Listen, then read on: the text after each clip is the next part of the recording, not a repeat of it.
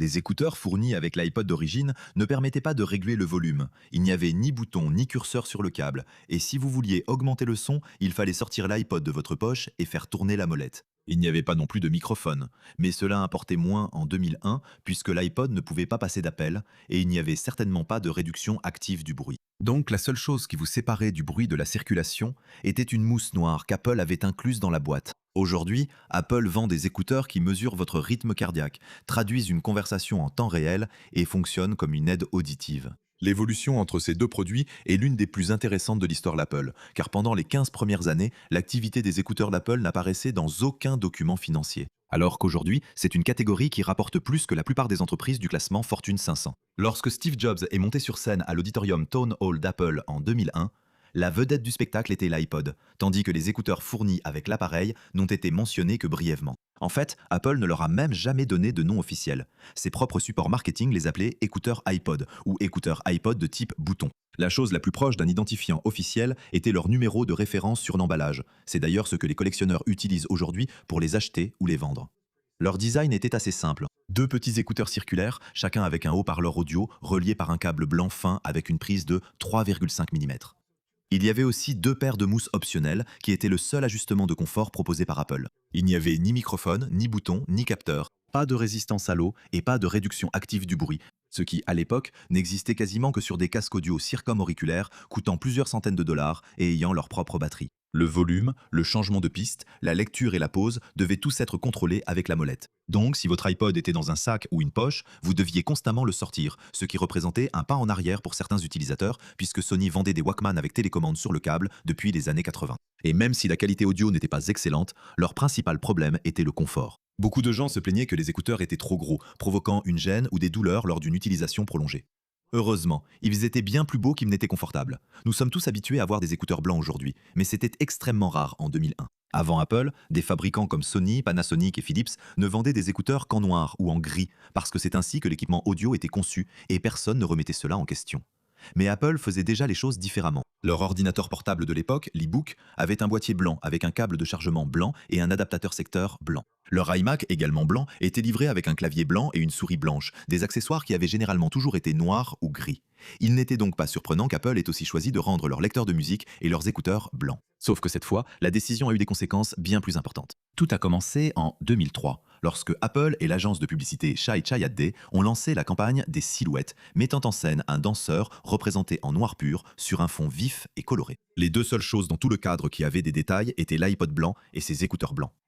Ces publicités ont été diffusées à la télévision, sur des panneaux d'affichage, des bus et dans des magazines pendant des années. Elles ont très bien fonctionné car le câble blanc de l'iPod pouvait être vu à une trentaine de mètres, ce qui signifiait que tout le monde autour de vous savait exactement quel lecteur de musique vous aviez, même sans le voir. Apple avait transformé un câble d'écouteur en symbole de statut social, un exploit impressionnant pour un accessoire fourni d'office. Les écouteurs eux-mêmes ont été revus en 2003. Apple avait reçu des plaintes selon lesquelles les modèles d'origine étaient trop grands, donc la deuxième génération a rétréci, et Apple a ajouté un curseur en plastique sur le câble qui permettait de rassembler les deux écouteurs, empêchant ainsi la formation de nœuds inextricables dans votre poche ou votre sac. Cette version était livrée avec la deuxième génération d'iPod jusqu'au premier modèle de la cinquième génération, ainsi qu'avec l'iPod mini, le premier iPod Nano et les premiers iPod Shuffle. Puis, en 2004, Apple a commencé à vendre des écouteurs comme produits indépendants pour la première fois. Les écouteurs intra-auriculaires iPod coûtaient 39 dollars et étaient les premiers d'Apple à s'insérer plus profondément dans le conduit auditif. Ils étaient livrés avec 3 tailles d'embout en plastique et Apple affirmait une qualité sonore améliorée ainsi qu'une meilleure réponse dans les basses. Mais ils n'étaient pas aussi bons que ce qui était annoncé. Les critiques ont pointé du doigt l'ajustement, l'isolation phonique et le rapport qualité-prix, et Apple a arrêté le produit 4 ans plus tard, en 2008, sans proposer de version mise à jour pour le remplacer. Aujourd'hui, même s'ils n'ont peut-être pas bien fonctionné ou ne se sont pas bien vendus, les écouteurs intra-auriculaires iPod restent une partie importante de l'histoire d'Apple. À partir de janvier 2004, les écouteurs Apple pouvaient être achetés séparément. Cependant, à l'époque, leurs revenus étaient minimes. Apple ne les mentionnait même pas dans ses résultats trimestriels. À la place, ils étaient regroupés avec les étuis, les stations d'accueil, les enceintes et iTunes.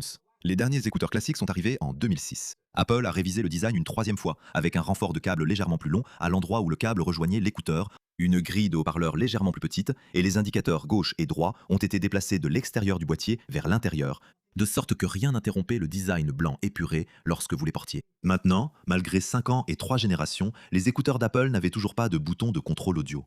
Mais en 2007, cela a changé, et c'était grâce à l'iPhone. À l'intérieur de sa boîte se trouvait une paire d'écouteurs blancs qui ressemblaient presque exactement à ceux de l'iPod, sauf qu'à quelques centimètres sur le câble de gauche, il y avait une petite capsule en plastique contenant un microphone et un seul bouton. Une pression sur la capsule pouvait lancer ou mettre en pause la lecture, répondre ou raccrocher un appel, ou passer au morceau suivant avec une double pression. Mais ce qu'elle ne pouvait pas faire, c'était changer le volume. Pour cela, il fallait toujours mettre la main dans sa poche et utiliser les boutons de volume de l'iPhone. La capsule des écouteurs avait aussi un problème de durabilité. Elle se trouvait près de la bouche et accumulait de l'humidité. Parfois, des dépôts se formaient, ce qui entraînait un dysfonctionnement des boutons et des microphones. Au même moment, Apple a sorti son premier oreillette sans fil, 9 ans avant les AirPods, même s'il n'était pas vraiment dans la même catégorie de produits. L'oreillette Bluetooth pour iPhone coûtait 129 dollars lors de son lancement, puis son prix a été réduit à 99 dollars.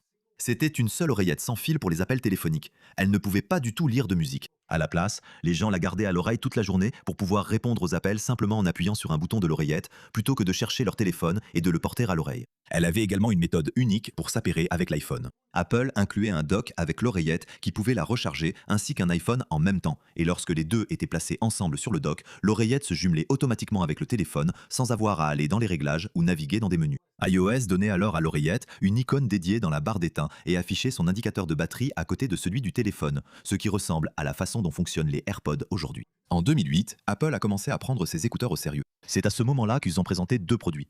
Le premier était les écouteurs Apple avec télécommande et micro. Ils coûtaient 29 dollars et reprenaient le même design d'écouteurs qu'auparavant, mais la capsule en plastique était mise à jour avec 3 boutons au lieu d'un seul. Volume plus, volume moins et un bouton central pour le contrôle, la lecture audio et les appels. Ces boutons étaient aussi beaucoup plus faciles à presser et produisaient un clic satisfaisant quand on les appuyait. Le microphone était plus résistant qu'avant et permettait aux utilisateurs d'enregistrer des messages vocaux directement sur leur iPod. Le problème, c'est que la capsule mise à jour ne fonctionnait qu'avec les 3 derniers modèles d'iPod.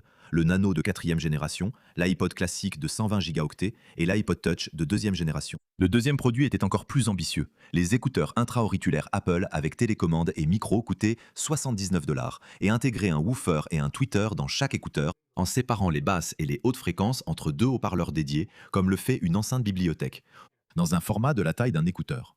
Apple affirmait que leur performance audio était comparable à celle de casques coûtant 3 ou 4 fois plus cher. Chaque écouteur était recouvert d'une grille en acier inoxydable et la boîte comprenait 3 tailles d'embout en silicone, des grilles de rechange et un étui rigide de transport. Ils n'ont également pas été livrés à temps. Steve Jobs avait annoncé au public en septembre qu'ils arriveraient fin octobre, mais ensuite octobre est passé. Puis novembre est passé, avec des rapports de l'époque indiquant que les ingénieurs d'Apple avaient reçu l'ordre de revoir le design, forçant les partenaires de fabrication d'Apple à l'étranger à modifier leur outillage. Les commandes ont finalement été lancées début décembre, environ 3 mois après l'annonce, avec les écouteurs moins chers à 29 dollars, affichant un délai d'attente de 3 à 4 semaines, ce qui faisait courir le risque à la plupart d'entre eux de manquer complètement la saison des fêtes. Pendant que tout cela se passait, le segment des écouteurs fournis gratuitement par Apple atteignait son apogée historique. L'exercice 2008 a été la plus grande année jamais réalisée par l'iPod, avec plus de 52 millions d'unités vendues et 9,2 milliards de revenus. Cela signifie qu'Apple a offert gratuitement près de 55 millions de paires d'écouteurs en une seule année. Mais il ne communiquait toujours pas le montant des revenus provenant des ventes individuelles d'écouteurs. Cela a duré pendant 4 ans, jusqu'à ce qu'Apple refasse complètement ses écouteurs fournis d'office pour la première fois en plus de 10 ans. En fait, la mise à niveau était tellement spectaculaire qu'ils ont reçu un nouveau nom. Apple les a appelés EarPods et ils ont été présentés en 2012, en même temps que l'iPhone 5. Au lieu d'une grille de haut-parleurs circulaire, Apple a créé un boîtier en plastique rigide et allongé, moulé pour s'adapter à l'oreille externe, avec une petite grille de haut-parleurs orientée directement vers le conduit auditif. Apple a passé 3 ans à scanner des milliers d'oreilles pour optimiser l'ajustement et le confort pour le plus grand nombre de personnes possible. Il coûtait 29 dollars seul et était livré avec l'iPhone 5, la 5e génération d'iPod Touch et la 7e génération d'iPod Nano, bien que les versions fournies avec les iPods n'incluaient pas du tout la télécommande ni le micro, entièrement. Les EarPods étaient également les derniers écouteurs purement passifs jamais fabriqués par Apple. Il n'y avait ni batterie, ni puce, ni capteur, ni logiciel. Tout ce qui a suivi comportait un processeur, le premier étant arrivé 4 ans plus tard, en 2016, qui s'est avéré être l'année la plus marquante de l'histoire audio d'Apple. Et cela pour 2 raisons. Premièrement, c'est à ce moment-là qu'Apple a retiré la prise casque de 3,5 mm des iPhones. Et deuxièmement, c'est aussi à ce moment-là qu'ils ont lancé les AirPods. Apple fournissait toujours des EarPods avec le nouvel iPhone 7, mais ils avaient un connecteur Lightning au lieu d'une prise casque. Il y avait aussi un adaptateur de 3,5 mm vers Lightning dans la boîte si vous vouliez utiliser vos écouteurs existants. Cela signifiait que ces EarPods étaient les premiers écouteurs d'Apple avec une connexion numérique, ce qui veut dire que le convertisseur numérique analogique qui transforme un fichier en son avait physiquement quitté le téléphone pour être intégré dans l'écouteur. Maintenant, parlons de ce qui nous intéresse tous, les AirPods. Ils étaient censés sortir fin octobre, mais ce n'était pas le cas. Ils ont été mis en vente en décembre 2016, au prix de 159 $. Après un retard qu'Apple n'a jamais vraiment expliqué, ce qui faisait de cette sortie la deuxième fois qu'Apple annonçait des écouteurs sans les livrer à temps.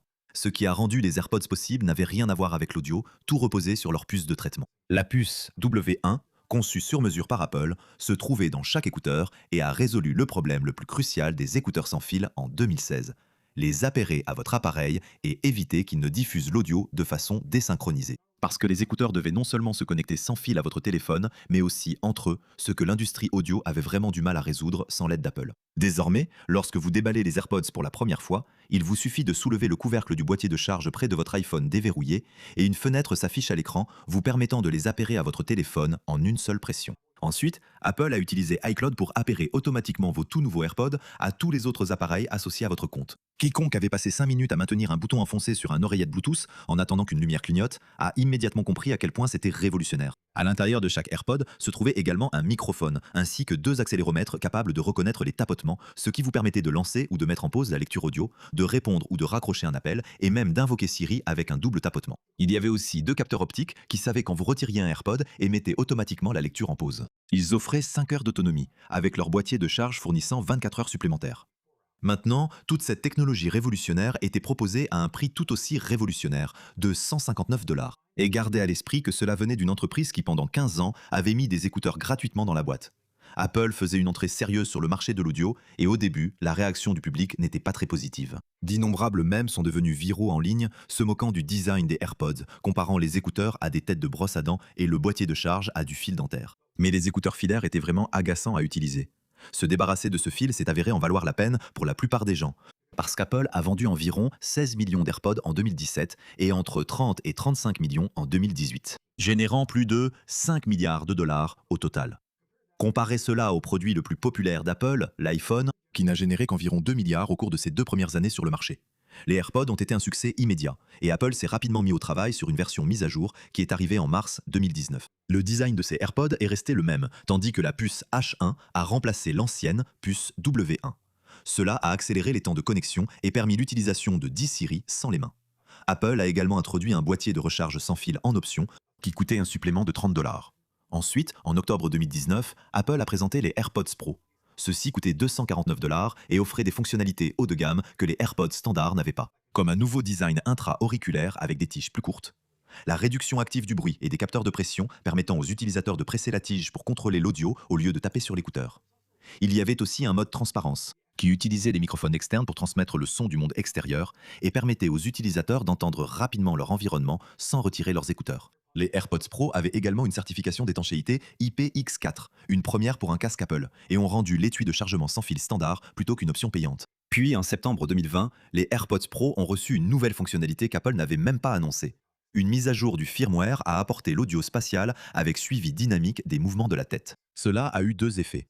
Le son semblait provenir de votre appareil plutôt que des écouteurs que vous portez, et cela ajoutait une séparation à la musique qui rendait les détails plus faciles à entendre. En octobre 2020, Apple a annoncé l'iPhone 12, et pour la première fois depuis 2007, il n'y avait pas d'écouteurs dans la boîte. Apple a présenté cela comme une décision environnementale, car en retirant les AirPods et l'adaptateur secteur, cela a permis de réduire la taille de l'emballage suffisamment pour faire tenir 70% de boîtes supplémentaires sur une palette d'expédition, ce qui, selon Apple, pourrait réduire ses émissions annuelles de carbone de 2 millions de tonnes métriques, soit l'équivalent de retirer un demi-million de voitures de la circulation. Ils ont également déclaré que cela permettrait de réduire les déchets électroniques, puisqu'il y avait déjà plus de 700 millions d'AirPods en circulation. Apple pensait que la plupart des gens en possédaient déjà une paire qu'ils pouvaient continuer à utiliser. Mais ce qu'ils n'ont pas révélé, c'est combien d'argent ils économiseraient en retirant les écouteurs et l'adaptateur secteur. Mais heureusement, Ben Wood, analyste en chef chez CCS Insight, a fait ses calculs.